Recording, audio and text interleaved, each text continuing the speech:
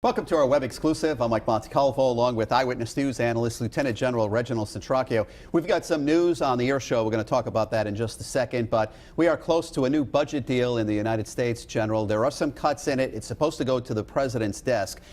Surprised that all of a sudden it's come together so quickly?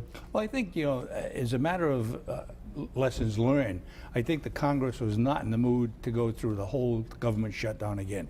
That, I think, was the undergirding factor that we come to some kind of a conclusion, perhaps as close as we've ever been to having a budget pass. But there still are some ramifications to it. Well, the two-year deal cuts the deficit $23 billion over the next 10 years. Some people like Mitch McConnell, the minority leader, says that this is not going far enough. He says it's a short-term grab. Your thoughts? Well, my thoughts as it relates to the military is perhaps slanted in reference to the cuts that we already are experiencing is $500 billion over the next 10 years. It doesn't have anything to do with this budget. So to take further cuts out of it, I think, is unacceptable by the Joint Chiefs, as well as what impact it would have not only on the military itself, but certainly the Guard being embedded within the military, and that would have a definite impact on Rhode Island if there were additional cuts. Talk about the retirement benefits for military veterans.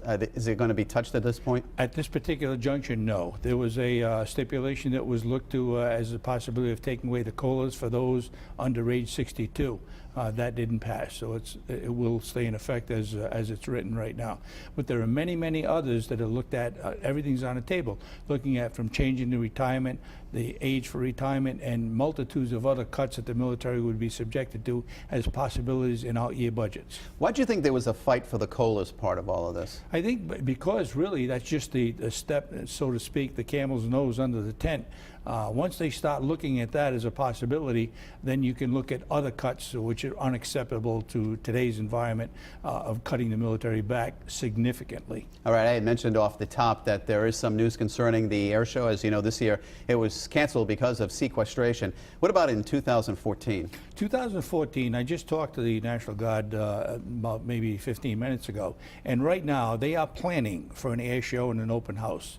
Whether in fact that comes to fruition with a jet team, specifically the Blue Angels, is still unknown. But they're planning for it, and I think if we continue to plan and we're in a position to be able to accept them should an opening occur, that's the best we can look to right now. And that also has much to do with the Leap Fest, which were two major activities that we didn't do last year. There's a strong possibility in the planning stage right now that we'd be able to conduct that this coming year. You know, General, you're talking about the planning stage. You've been in the middle of this for so long. You know, when is there a drop-dead date to know that, look, if we're going to have this, we have to know by this certain time?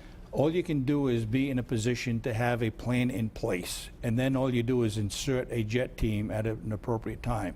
Whether in fact that happened, it could happen 60 days out, 90 days out, and perhaps shorter time frames. It depends on the availability of the jet team, specifically in this case the Blue Angels. And I think people should realize that it's not just a show for people to go see. Showcases the National Guard, and it also raises money for charities too. So exactly. There's a lot of components to all of this. It's a tremendous outreach program, community action program, and it's one that we've been doing for many, many years. And last year was somewhat of a disappointment, but I think there's a good chance this year that at least we have a plan.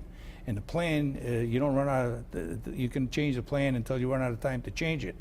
I think we're in a good position to be able to demonstrate that should a team become available, we'll be able to do it.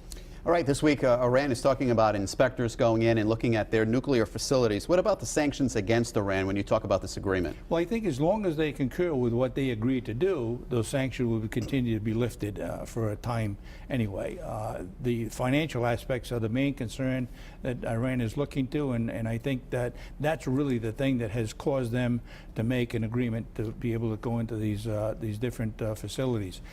If they falter on that, then all bets are off, and I believe the sanctions will go back into effect. And finally, General, many detainees at Guantanamo Bay are closer to leaving there and going back home because of this agreement. So the big question is going to be, what about the hardened criminals? You know, that's a dilemma. The president has said from even before he took office that he wanted to close Guantanamo. And now this budget gave him the possibility of getting closer to that. But the dilemma is, what do you do with those that are hardened and are about to say, if you release me, I'm going to go back and make more damage to you? That's a concern. So he may be able to close it, but what do you do with the rest of them? All right, General Centracchio, thank you for your thoughts. Thanks for watching.